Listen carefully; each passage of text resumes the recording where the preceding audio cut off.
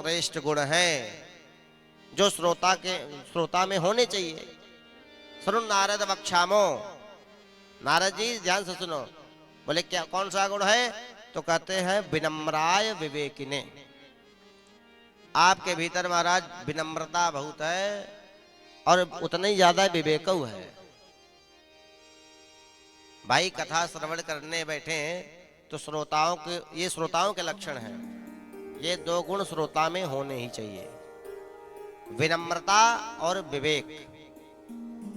विनम्रता तो इतनी हो कि अल्पज्ञ अबोध मान करके बैठा जाए, तब कथा हृदय में उतरती है।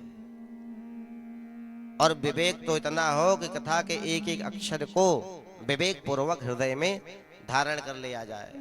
इन दोनों में से किसी एक का अभाव हुआ तो कथा हमारे जीवन में प्रभावी नहीं हो पाएगी। फिर यदि विनम्रता का अभाव हुआ, कथा श्रवण करने आए, विनम्रता बिल्कुल नहीं, बैठे बैठते शुरू मंच थोड़ा टेढ़ा बना दिया। हमारे यहाँ देखते क्या मैंने फिर कराया था, ये व्यवस्था ठीक नहीं है, लेट से शुरू हो रहा है, लेट तक चल रहा है। ये अहंकार भर करके जब बैठेंगे तो भी कथा हृदय में नहीं उतर पाएगी, न जीवन में कथा का कोई प्रभाव ही आ पाएगा। और मान लो विनम्रता बहुत हो, कथा में आए, खूब विनम्रता के साथ बैठ करके सुना जाए, लेकिन विवेक ही न हो, कथा कहाँ चल रही है, क्या कथा में चल रहा है, इस बात का कोई विवेक ही न हो, तो भी बात नहीं बनेगी। एक व्यास जी महाराज थे, कथा श्रवण करा रहे थे। एक श्रोता बड़े सच्चे नित्य आते थे, वक्ता के पहले आते थे, वक्ता के बाद जाते थे, और खूब आनंद के साथ व्यास जी के सामने बैठ करके कथा सुनते थे। राम जी की कथा 9 दिन की खूब सुने, व्यासो जी को बहुत अच्छा लगा। भाई मंच से वक्ता को दिखता है ना, कौन सुन रहा है कौन नहीं सुन रहा है, कौन आ रहा है कौन जा रहा है, कौन रोज आता है। तो व्यास जी ने देखा कि ये भक्त 9 दिन तक आए, पूरा बहुत अच्छा लगा।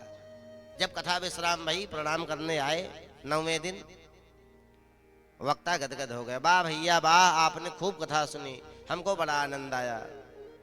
उन्होंने प्रणाम किया, महाराज जी प्रणाम। हाँ हाँ भैया प्रसन्न रहो, एक जिज्ञासा है। व्यास जी और प्रसन्न हो गए कि श्रवण ही नहीं करते, उसका मनन चिंतन भी करते हैं, इसलिए जिज्ञासा प्रकट भई। हाँ हाँ बताइए। बोले महाराज जिज्ञासा ये थी कि आपने बड़ी मधुर कथा सुनाई, लेकिन एक चीज नहीं समझ पाया मैं। हाँ हाँ बताओ।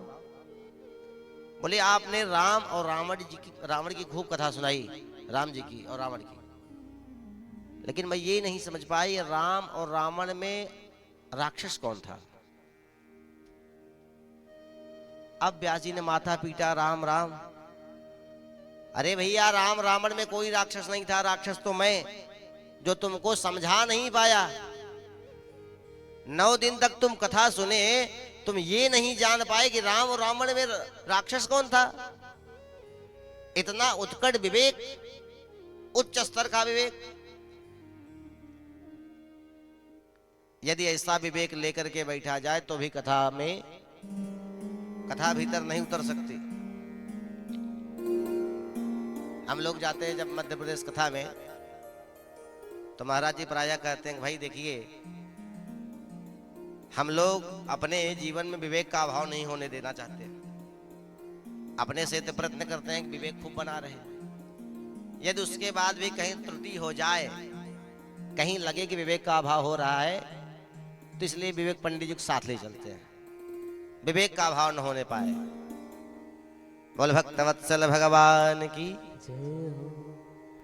तो सौनकादि मुनियों ने कहा कि आपके भीतर विवेक और विनम्रता है, इसलिए आपको कथा श्रवण कराने चल रहे हैं। कथा कहाँ होगी? सौनकादि मुनियों ने कहा गंगा द्वारे समीपे तो तटमानंद नामकम।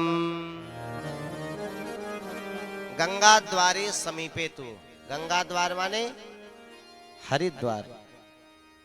अब यहां पर गंगा द्वार क्यों कह दिया, हरिद्वार कह देते।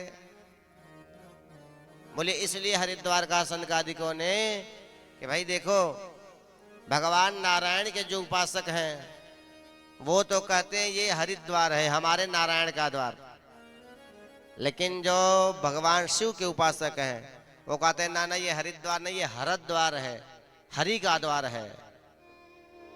तो सनकादिकों ने कहा भैया न हरिद्वार न हरद्वार, सीधा गंगा द्वार। तो शिव के उपासक भी आ जाओ और विष्णु के उपासक भी आ जाओ, इसलिए गंगा द्वारे समीपे तो तटमानंद नामकम। हरिद्वार में आनंद नामक जो तट है उसी पर कथा का शुभारंभ होने जा रहा है। वक्ता कौन है? तो बोले वक्ता है शौनकादि मुनि, श्रोता नारद जी और भक्ति महारानी। जब यह बात पता चली संत समुदाय में कि शौनकादि मुनि कथा सुनाने जा रहे हैं, नारद जी सुनने जा रहे हैं, अरे अब तो जितने भी देश विदेश में साधु महात्मा थे सभी भागे हरिद्वार के लिए। योगेश्वरो देव पराशर ऊंचा, सारे ऋषि मुनि भागते हुए हरिद्वार के लिए पलायन किए कि हरिद्वार में पहुंच करके कथा श्रवण करेंगे। और देखते ही देखते हरिद्वार का वह पावन तट आनंद तट संत समुदाय से भर गया। बोल भक्त वत्सल भगवान की जय हो। बहुत भीड़ हो गई। अब